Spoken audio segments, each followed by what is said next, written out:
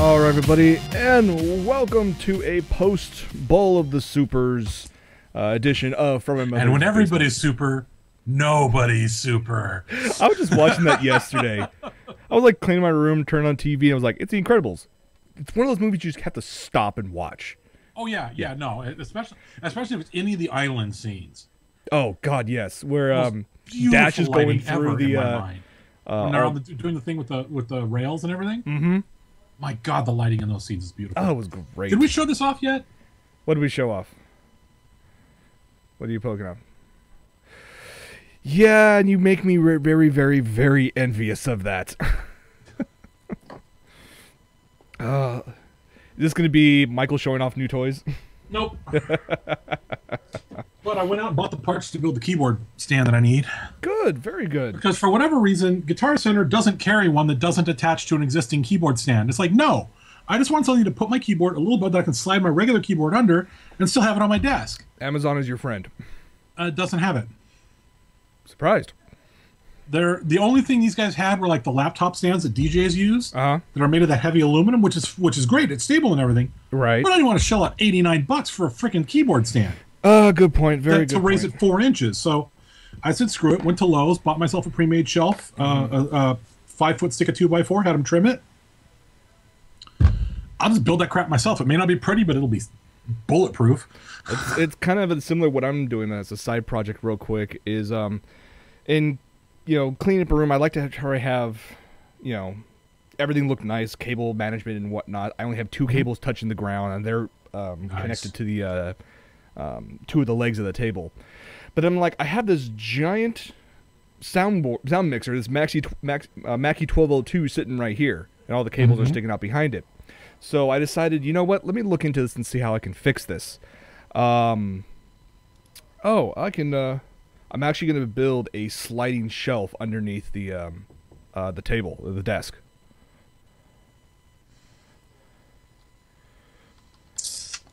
And how did it come out? No, that's in my process of doing that right now. Ah, okay. So I'm going to do that in a bit. We'll see how that turns out. All right, now I'm kind of worried about it because I spray painted the blocks for the under part. Mm-hmm.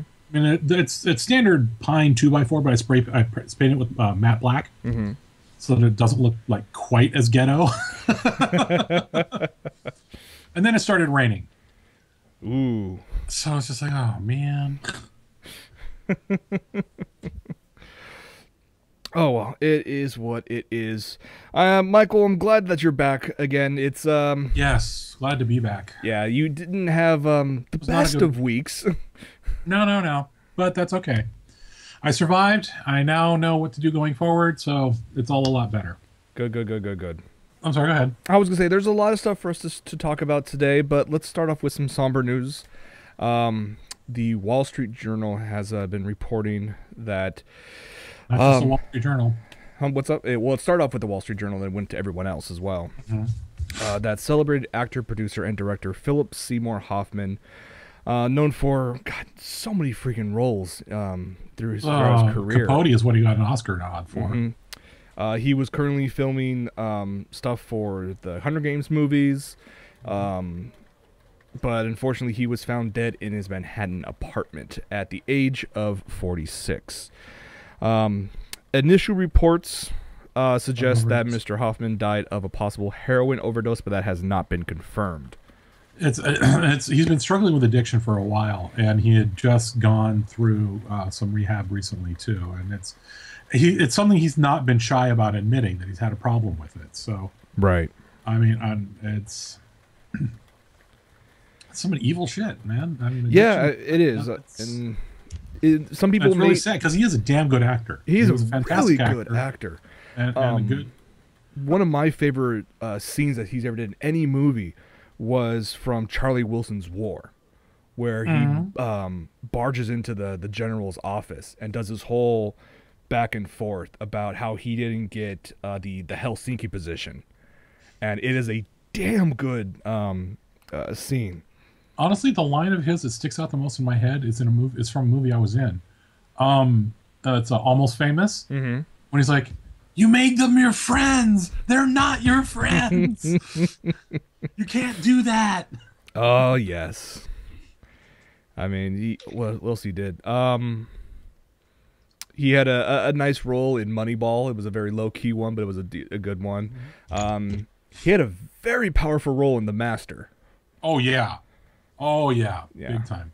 Which I have to say, on a side note, tied in with the Super Bowl, there actually was a Scientology commercial that I laughed my ass off at. Oh my god, it was hilarious. But yeah, so we will find out probably more information about this. It is still a tragic loss to the industry. He had so many other roles he could have done. I mean, 46 is very, very young. So yeah. Well, I'm 46. I mean, he's my age. Yeah, so. Don't you go and do anything like this, okay? I don't plan on it. Okay, good. Thank you. So our hearts go out to the friends and family of Mr. Hoffman. Indeed. Shall we move on to some happier news? Well, we can go. Oh, definitely. I mean, I'm especially happy to see number 13 because I wasn't sure if I told you about this or not. Yes. One of the reasons why we are so late tonight is because of the Bowl of the Supers, or the Superb Owl, or 46, or the Super Bowl, whatever you want to call it. The big game. It wasn't really a game. It was a goddamn slaughter. Yes. I mean, the last time a group of Broncos crashed and burned this hard, Ford let out a recall. I mean, it was just so bad. We're going with that. Oh my god, it was so bad. I mean, when the final score was 43-8 Seahawks. Seriously? Yeah, the 8 for the even the conservative, or even the generous pundits were only giving him a 12-point lead. Yeah. But Jesus, man, that is a slaughter. Oh yeah. Oh, it really was. And I'm not a football guy. Yeah, I mean, I looked at it as like that. The 8 points for the Denver didn't happen until the second half of the game. Oh my god! They went into the half 22-0. Well, for what it's worth, Seattle's used to snow. And you know this is the excuse they're going to make. Well, Seattle, they're used to snow and ice cold and practicing this cold weather and blah, blah. Bullshit. You guys choked. I mean, I look at this as, I mean, there's a nice little bit to it. I mean, it was the halftime show, Bruno Mars, okay, fine. It's all taped and whatnot. They spent 90% of the budget on all these lights. The stage was the size of my bedroom. It was like, it's all Bruno Mars. And then Red Hot Chili Peppers for one song. And it was very nice how they dedicated their one song to John Elway. Give it away, get it away now. I mean, it's like, come on.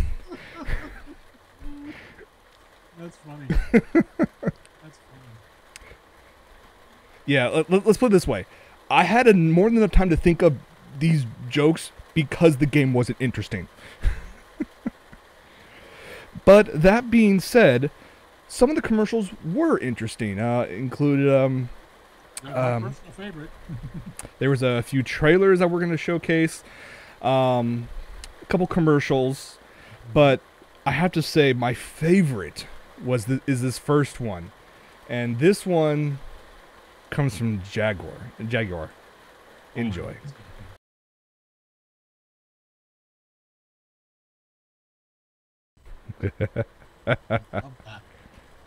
And of course, all the Loki fangirls are going to be like, "Oh my God, it's Tom Hiddleston!"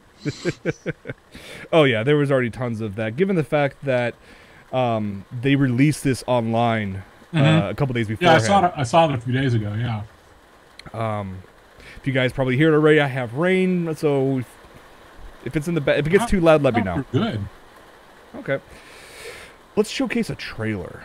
Yes, please. Or a movie that I am looking forward to. And after seeing this trailer, I went, this holds so much promise to change where the rest of Phase 2 and part of Phase 3 are going to go in terms of the cinematic universe. Still. I'm hoping for good here, but I'm hoping. We'll see. This is the brand new trailer for Captain America: The Winter Soldier.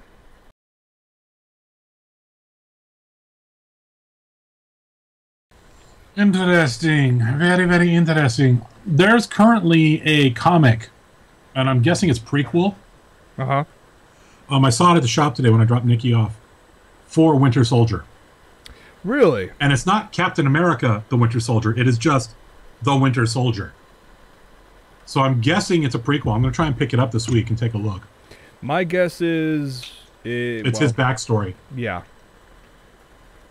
Because if I recall correctly, don't quote me on this until I can confirm it, but the Winter Soldier's Bucky. Yeah, I think it is Bucky. Which really messes with... makes life all sorts of intriguing. Continuity? What's that? Well, okay, now, yeah, but continuity, come on. This is comic world, dude. Yeah, I know. What's continuity one day can be retcon in a very horrible fashion the next. Oh my god, I'm still worried about what they're going to do with Star Wars. Yeah. We'll see what happens.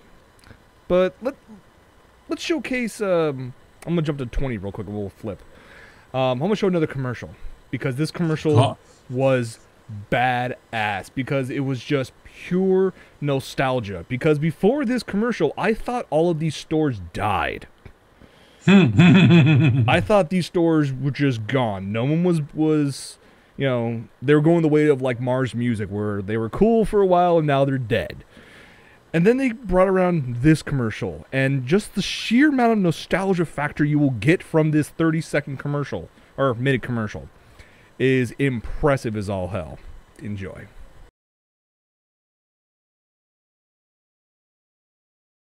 Okay, that was pretty awesome. That was pretty awesome. But can it do 88 miles an hour with that kind of load? I don't know. Yeah, I saw that. I went, wow, you got like... I like Chucky stabbing the floor. That was pretty Chucky funny. stabbing the floor, Alf grabbing random stuff, the California Raisins making an appearance. Yeah, the Cubert hopping around. I mean, yeah. Oh my god. Chips, so many... Devo, Twisted Sister, Mary Lou Retton. Yeah. Jason DeVorhees. Yeah, it was impressive as hell. If you for the nostalgia factor. Now, with that being said, am I going to go to a Radio Shack? No, but I actually went into one recently. They still got. I mean, if there's parts you're looking for, if you're looking for components, they're still one of the two places to go. Really?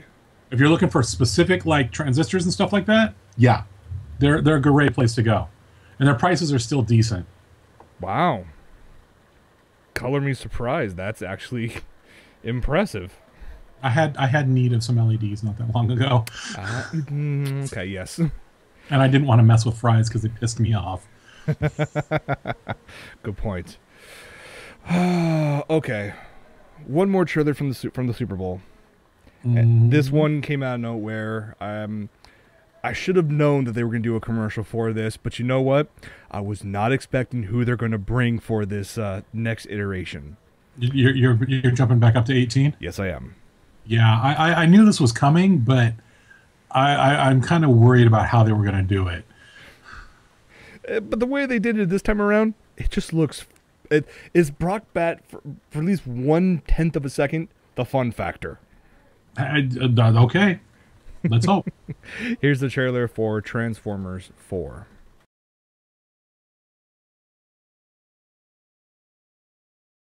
That's yeah, Dinobots. Motherfucking Dinobots. I could not believe that when I saw that. I went, okay, this is gonna be fun. Okay, let me phrase that. And it's got Marky Mark, for crying out loud. Oh, I mean, yeah. No more Shia LaBeouf now that he's retired from all public life. Well, that's what you get when you try to plagiarize something entirely. Yeah. Okay. Let's jump into some other news real quick. Let's talk Batman versus Superman. Because the online consensus was that a certain actor from the Breaking Bad series should have been asked to play the role as Lex Luthor. Yeah, either him or bring back Spacey. Yeah, it would have been very nice. But no, we actually have an official announcement, not a casting announcement, not only for Lex Luthor, but also for Alfred. And the two announcements, I was not even expecting these two. I wasn't expecting these two. I'm happy with one. I'm really guarded about the other. First up, Lex Luthor is going to be played by Jesse Eisenberg, and Alfred's going to be played by Jeremy Irons. I think Jeremy Irons will be fantastic. Jesse Eisenberg, there's possibility there, but just based on the attitude and the role he did for the Social Facebook Network movie, yeah. it's where he acts like he's likable, but at the same time he can almost pull like a you can slit your throat and not blink. Yeah, exactly. Yeah, I don't know. They're gonna have to do something about his hair though. Well, it's gonna be shaved. Yeah, it's gonna have to be. But I think Jeremy Irons as Alfred's gonna be awesome. That is gonna be fantastic. Now, given the fact that even some of the other people that were rumored to be looking for the role as Lex Luthor, like Joaquin Phoenix and Denzel Washington, I was like, no, and God, who no. the hell came up with Denzel Washington as Luthor? I don't know. Someone who wanted to. That's right up. They learned their lesson when they made what's his name, the Kingpin, who was actually not that bad. Right. But no. Please don't make that mistake twice. Yeah. Yeah. So obviously the fan favorite Bryan Cranston did not get the role, but you know what? This is the way I'm looking at it. When let's go back to some of Christopher Nolan's Batman movies. When you had Heath Ledger announced as the Joker, a lot of people went, a lot of people freaked the hell out, and what he came out with was freaking phenomenal. Yeah, still, I would say probably one of the best, if not the most impressive role. In my personal opinion, is of the live actions, Ledger was the best. Yes, I agree with you. But overall, it's a tie between Ledger and Hamill. And Hamill, yeah. So I'm kind of wondering, can Eisenberg bring almost something similar like that? Can he bring that level of psychoses? Yes. It'd be curious to see how he actually plays the character. I think he's got the acting chops to do it. I'm just don't know that I'd like his interpretation. Yeah, we'll see. I mean, people already, rage when Ben Affleck was announced as Batman, so... I'm one of the weirdos that I actually didn't have that big of a problem with Daredevil. I know that's going to get a lot of people pissed at me, but I actually thought Affleck didn't do bad. Affleck was hindered by a bad movie. Affleck himself did good. Fair enough. He does good work. I mean, I enjoyed him in Argo, so... I haven't seen Argo yet. Argo was a nice little thriller to watch. So between this and Gal Gadot going to be playing Wonder Woman, and God. They really no man, not buying the Wonder Woman. Sorry. Yeah. Who knows what's going to happen with this? Next up, Jackie Chan's going to show up to play. I don't know. Iron Fist. No, Iron Fist was black. Iron Fist was black. Yeah. What was the What was the? There is an actual Asian martial artist in the Marvel lineup. There is, yes. In the DC lineup, rather. Yeah, we'll have to get to it later. So, I don't remember his name. I'll give him the benefit of the doubt. We'll see what happens with his character. I know a couple weeks ago we talked about, that Batman vs Superman got pushed back to 2016 because they're gonna have a delayed start of production, but production is rumored to start in like less than 4 months. So. Maybe they'll go back to the 15 slot. Maybe. So. Well, did you hear that they've actually moved forward on Constantine? Yeah, I did hear about that. I'm actually looking forward to that. Nikki and I were talking about the other day. It's like, which way are they going to go? Are they going to go with the old Vertigo Hellblazer line? Or are they going to go with which is what the original Keanu movie was based on? Mm-hmm. Which was the original Vertigo Hellblazer? Or are they going to go with the new 52 Constantine? Preferably pre-Trinity War. Yeah, I can see that. Because Constantine took a nosedive during Trinity War. That was one of Marvel's weaker subplots. Very true. I agree with you completely on that. All right. Though I have to make a quick mention of this next bit of story, because this was about talking about 24, the Hitman movie. I'm looking. I like this actually. This has been going back and forth in pre-production. Who's going to play the character for a long time, and one of the only people that was actually tied to it the longest was actually what's his face from the Fast and Furious movies. Diesel. Vin Diesel was going to play Agent 47. But it looks like that is no longer the case, as Fox International has made the announcement that... No, I can't see that. You can't see what? Uh-oh, you got internet connection problems. There you go. Okay, looks like I'm back. I look at it as, okay, Vin Diesel, he kind of had the look, but I don't know if he could play the... He's too buff. He's too ripped. So now Fox has said, you know what? Agent 47 is going to be played by Zachary Quinto. Hell to the yes. I mean, he was fantastic as Spock. I will give him that. Fantastic as Spock. He was fantastic as Sylar. Sylar, he was great in that, yeah. You know, everything I've seen him in, he's rocked it. And I think he will be fantastic as Hitman, as 47. Let's just hope that with this new announcement for the lead role that, this movie, I don't know, goes into production. And yeah, hopefully has no Uwe Boll nowhere near it. No. Uwe Boll, as far as I'm aware, hasn't produced or directed a film in quite some time, thankfully. Good. Somebody stopped giving him money finally.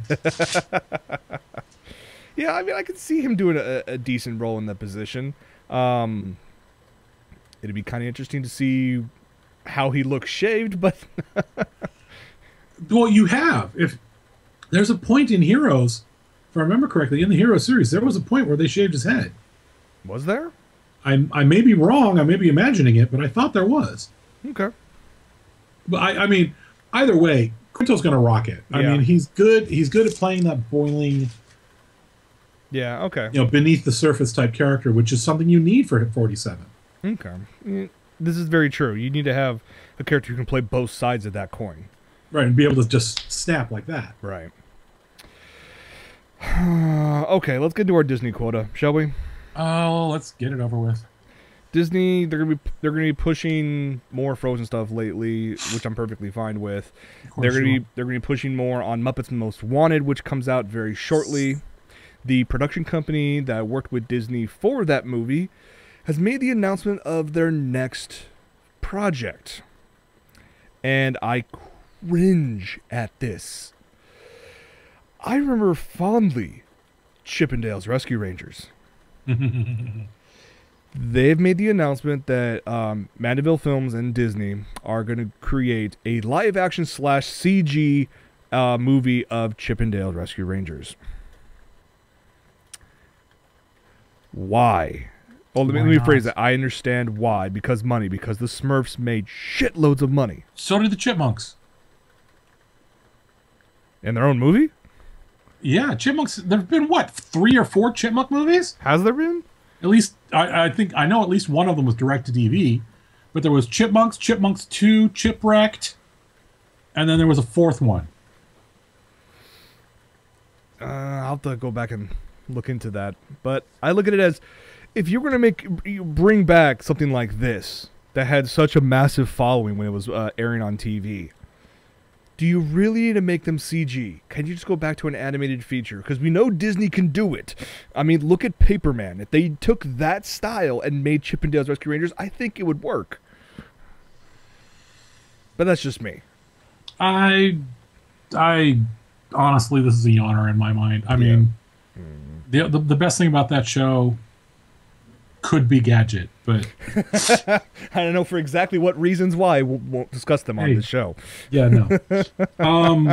I don't know. I mean, the idea of them doing it's. Are they going to be lampooning themselves, or are they going to try and take it seriously? Because one of the things about Chippendales Rescue Rangers originally didn't take place in the human world. No, it did not. And if they're going to do a live-action mix, that means they're going to be trying to operate in a sub-bit of the human world, at which point you may as well be doing G-Force. Yeah, very true. I mean, which actually was a fun movie. Or they could have easily, said, you know what? We've had the rights for the longest time because we made it. We've been talking about making a live-action CG adaptation of this series for a while. And I just found out recently it's been officially uploaded to YouTube in its entirety about a year ago. What was? Gargoyles. Say what? Disney uploaded Gargoyles all 3 seasons to YouTube officially, and they were writing up plans for a live-action CG Gargoyles movie about 4 years ago. That if they get the same writers And the same that's got voice potential. cast. Same voice cast, same writers. That's got some serious freaking potential. And if you're doing a CG mix, you could actually bring in Frakes, because Frakes, while a little fluffy these days, still looks pretty damn good. Yeah. Just give him another 4 months of a Hollywood diet and workout ethic. Have him work out a bit to tone it down. Frakes is still looking good. The Demona, Marina Sirtis. Marina Sirtis is the voice of Demona. Yep. Hell yes. And yeah. And remember, she also that had would be cool. And that's where I could see a live action CG mix working. Oh yeah, and she's still active in the voice acting community. She actually did roles recently for Mass Effect. So I don't remember who she was in Mass Effect though. I'll have to bring that up for you after the show. But yeah, so Disney live action Chip and Dale Rescue Rangers. I cringe, but it's Disney. They're gonna make money regardless of what they do. That's true. Just give me the goddamn Frozen musical already. Give me the Broadway. I will fly to New York. I'll finally get to see that movie on Thursday. Very cool. And then I can go back to you and say, see, you can join my fan club now, right? No? Okay, moving on. So we have Seth MacFarlane of Family Guy. Go ahead, sorry. Seth MacFarlane's got a new movie coming out. Yes, and it's not Ted 2. Although I haven't seen Ted 1 yet. I need to see Ted 1. was funny. It had some really good moments. But he's been working on a Western where he is not only starring but also producing and directing. And this is called A Million Ways to Die in the West. And we have an official first trailer. And thankfully, it's a Red Band trailer. Yes! So a lot of cursing, a lot of swearing, a lot of death, a lot of destruction. Enjoy.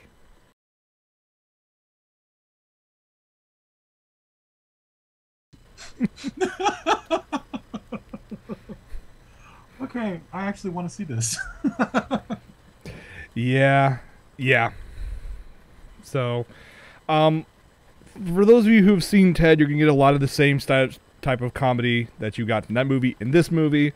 So if you are a fan of that, you're gonna enjoy this. It's not for everyone, because I know Seth's brand of humor, well, most of the public gets it and enjoys it. There's always a few people who aren't for it, and that's perfectly fine. But for me, I'm gonna go see this movie. Oh yeah, totally. I want to see it too. Yeah, I did not see Ted in the theaters, but after watching it on like Stars or HBO or whatever that, it was actually enjoyable. So I will definitely go see this one in the theaters. The minute I when I saw the Red Band trailer for Ted and they did the Thunder song, I was hooked. I just never got around to seeing it because life interfered. So I'm just curious to see how. I mean, he has some like A-list talent for this movie. Like, oh yeah. With Neil Patrick Harris plays MacFarlane's rival in this movie. Charlize Theron, Amanda Seyfried, Liam Neeson of all people, Giovanni Ribisi. It's quite the eclectic mix. Yes, very much so. This is not going to be anything childish. Well, no. Yeah. I mean, definitely not for kids. Basically, take what Woody Allen would do in a Western comedy and just throw a couple pints of lager into it, and then you get Seth MacFarlane's version. I don't know. Okay, I told you guys it was going to be a very video-heavy episode, and that's perfectly fine, because a lot of cool announcements were made. There was another announcement. I know I didn't add this one in with the Super Bowl, but I've been talking about this for a while. Back in the day, Carl Sagan wrote and starred in a series called Cosmos. And Michael, you remember when it first came out, right? Yes, I watched it as it came out, yes. Yes, I unfortunately did not have to watch it on YouTube later on, but yes. You weren't born yet. I know I wasn't born. That's why I had to watch it on YouTube later on. Smart ass. Yes, I know. So, I have to give Seth MacFarlane props because without his involvement, this renewal, this new version of Seth MacFarlane. Seth MacFarlane is the main reason why this new version of Cosmos actually got off the ground. Really? Yes, he's backing this, and it's hosted not by Seth MacFarlane, but by everyone's favorite scientist nowadays, Neil deGrasse Tyson. It's him or Michio Kaku. Michio Kaku is just—he's too busy with the Science Channel, Discovery Channel, going and hanging out with the aliens guy. Very true. I know he's been working on the next set of episodes for Futurescape, and I'm actually really enjoying that series. But this one, we have Neil deGrasse Tyson. I think he's a better fit for the Cosmos series. Do you know if they're bringing back Vangelis for the music? I don't know if they are or not. Because that was one of the big things about Cosmos is they used a lot of Vangelis' music for it. They did. I don't think they did for this one, but I look at this and I'm going, okay, it is going to air on Fox, but at the same time... Oh, really? It's airing mainstream? It's airing mainstream, as well as on cable through, not Discovery Channel, National Geographic. Oh wow! Because originally the original was PBS. So. The original was PBS. This one's National Geographic Channel and Fox. So here's the first trailer for the new Cosmos.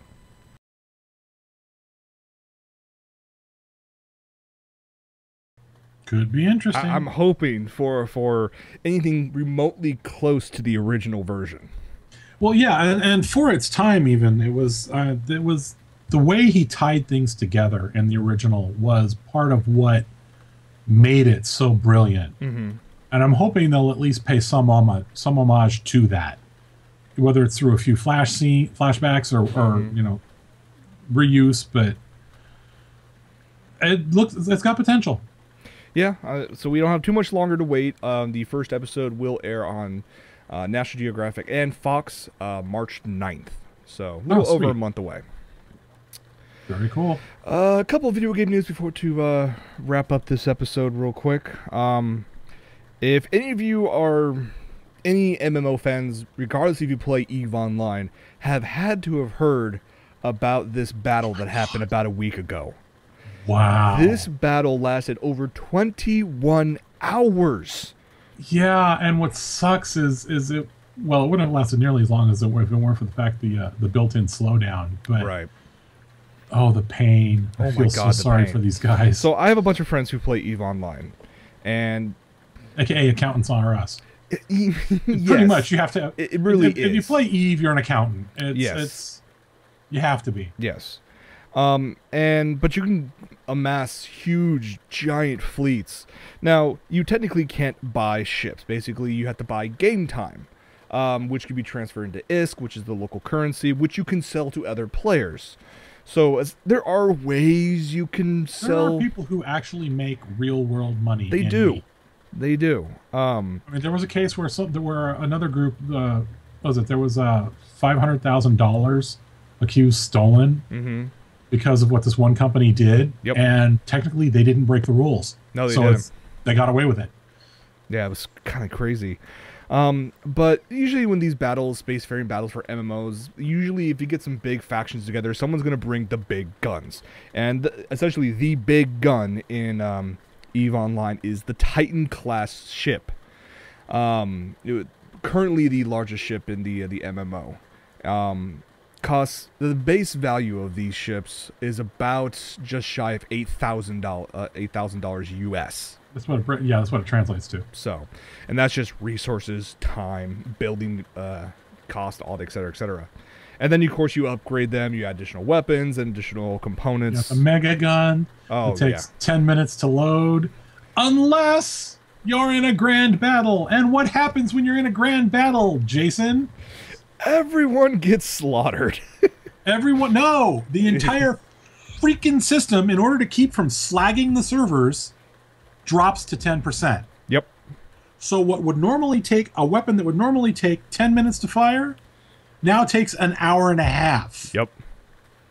So not only are these guys seeing their $8,000 mega behemoth ships blown up, They're watching it in slow motion. Oh yeah. Everybody is moving at 1/10 speed just so the freaking servers don't slag. I found a collection because I was watching the stream, but then someone else actually apparently had a decent enough rig to actually stream it in 4K and take screenshots of the battle, because there was, what's the total? 7,548 different characters involved with the two factions. Wasn't there something like 50 Titans lost? More than that. Over 50 Titans? It was a big deal a few years.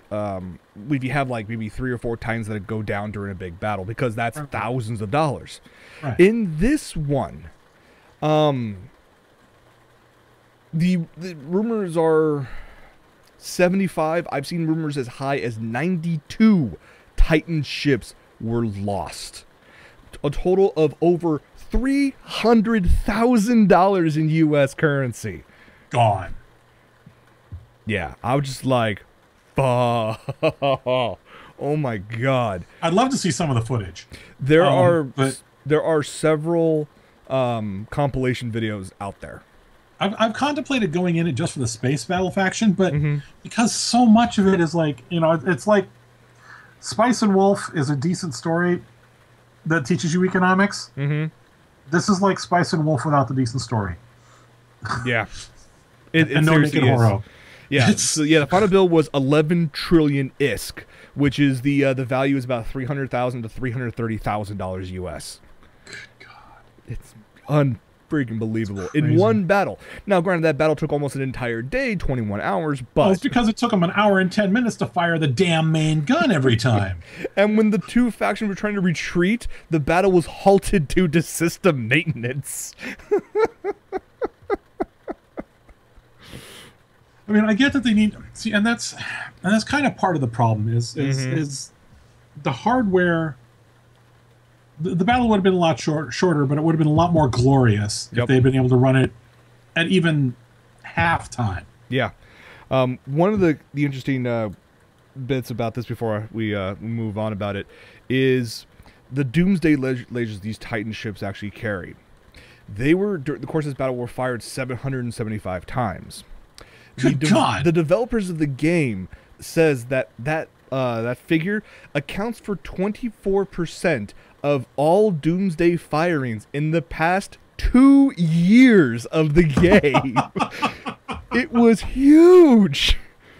See, part of me wants to get an account just so I can fly around and watch all this crap. Or you can just go on Twitch and find the streams. Yeah, that too. But yeah, I know I'm spending a lot of time on this, but it was just like, yeah, EVE Online is accountants in space, but this was one hell of an epic battle that's never been seen of this scale before. Yeah, no, and that's what it is. It's a bunch of accounting and a bunch of stupid shit, and then a badass battle, and then a bunch more accounting and stupid shit. And the ratio of stupid shit to grand battle is kind of skewed in the stupid shit direction. Yes, very much so. I do have to talk real quick about a game that's been on my radar for a while, and it's now available for a decent price on Steam. Because I'm a big Virtual On fan, and this game just reminds me so much of that, a similar of that style. Oh, the original Virtual On? Yeah. Nice. Little more hectic, like it's like Virtual On meets Wipeout 2049. I think is the full title for that one. Really? This game is called Strike Vector. It showed up at E3 about a couple years ago. People thought, ooh, shiny, but it's all pre-rendered. Yeah, not anymore. here's the first trailer, or here's the launch trailer for Strike Vector.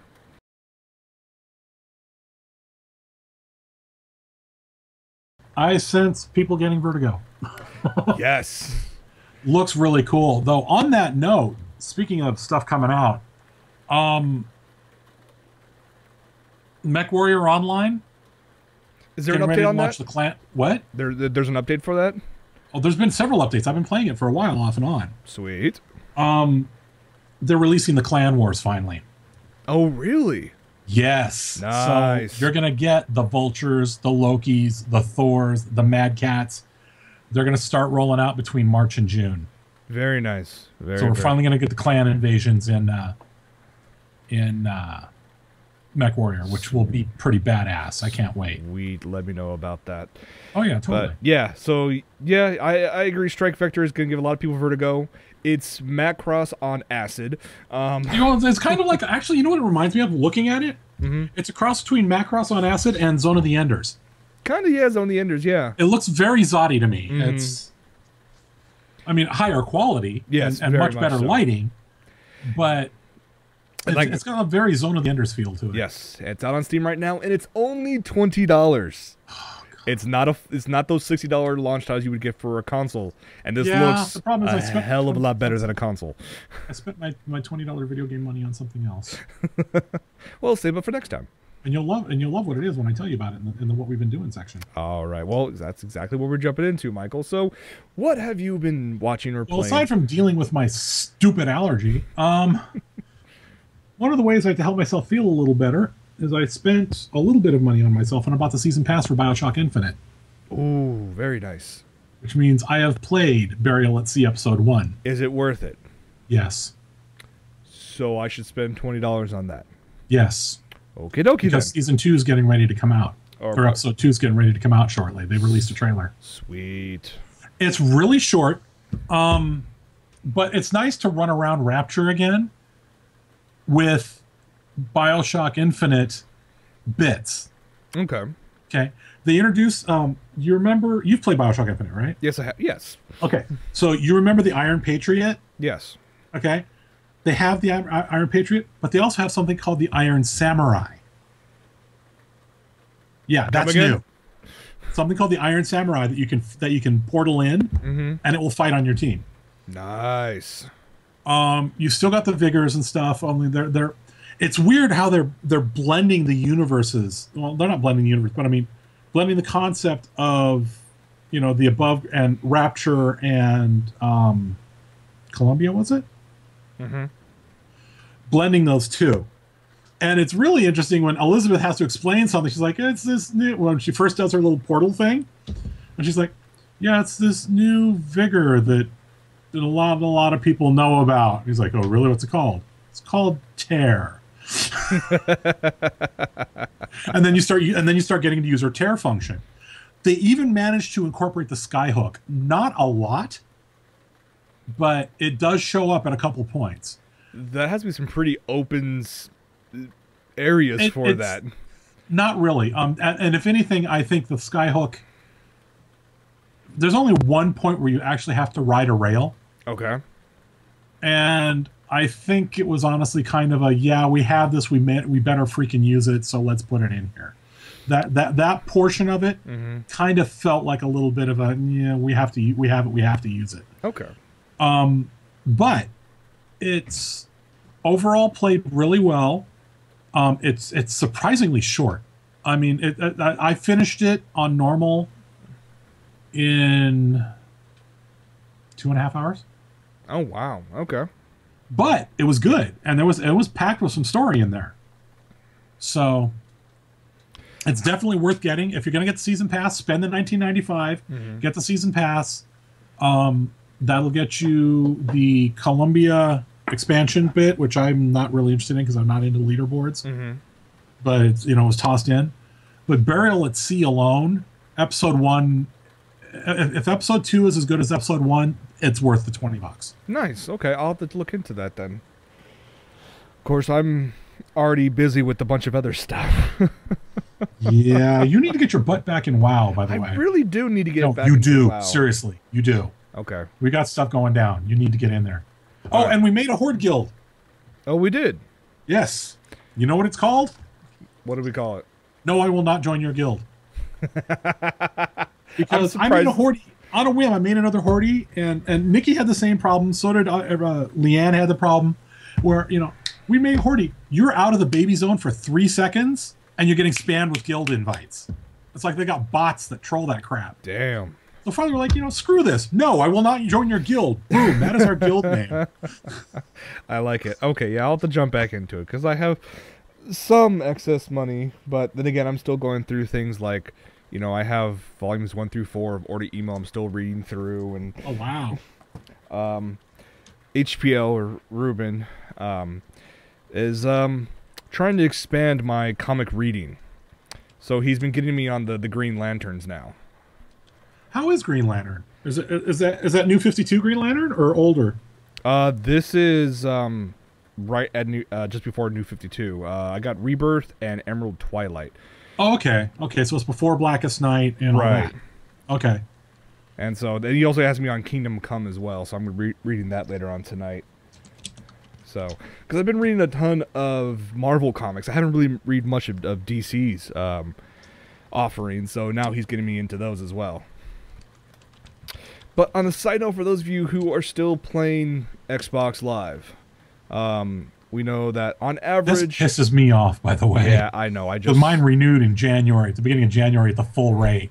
I just saw this earlier today, that the average, or the usual rate for a year subscription is about, what, 60, 65 bucks, Michael? $60.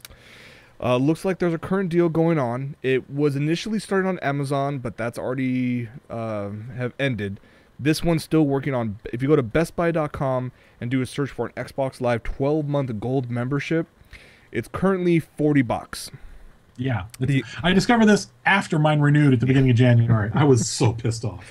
The downside is you have to wait for the physical card to actually be shipped to you for this deal, if you want to take advantage of it. But it is free shipping, so 40 bucks. Yeah. Save yourself some money. Yeah, do it. If you can do it, do it. You know, I'll probably hold off on it because I have a bunch of other stuff to take care of, like, I don't know, massive parts of my car that need to be replaced, but other stuff for me to work on. But I figured I'd pass the deal along to you guys as well. Don't know how long it's going to last, but yeah, jump on that as soon as possible. Definitely. All right. Well, we went over an hour again. Hey, we had some fun with it. This is true. We still always have fun with this. I want to thank you guys so much for hanging out. Remember, next week is our 80th episode from my mother's basement. We've been doing this for quite a while. And we're going to do it quite a while more. So there you go. Very true. So can't get rid of us that easy.